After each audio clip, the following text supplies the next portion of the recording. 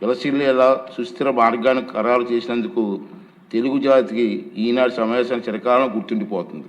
రెండో విషయం ఏంటంటే మన అందరం కూడా ఈ చరిత్రాత్మక సంఘటనలో చర్చల్లో పాల్గొన్నందుకు మన అందరూ కూడా గర్వపడాలండి. చరిత్రలో మనందరం మిగిలిపోతాం. చాలా ఇంపార్టెంట్.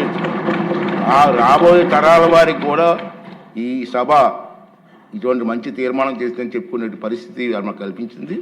ఈయనందరూ కూడా అర్థవంతంగా చర్చలు పాల్గొని మరి వీరందరికీ సహకరిస్తారని ఆశిస్తూ ఇప్పుడు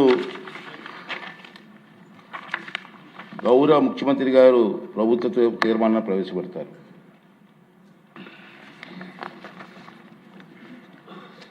అధ్యక్ష,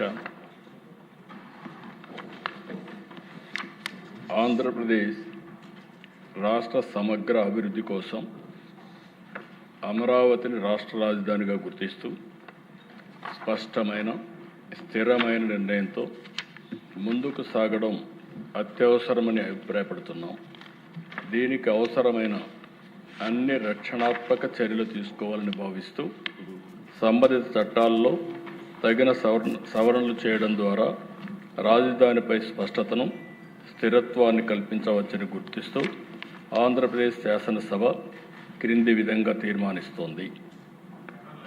Hereby resolved to request the Government of India to amend the Section 5 of the Andhra Pradesh Reorganization Act 2014 as under: A.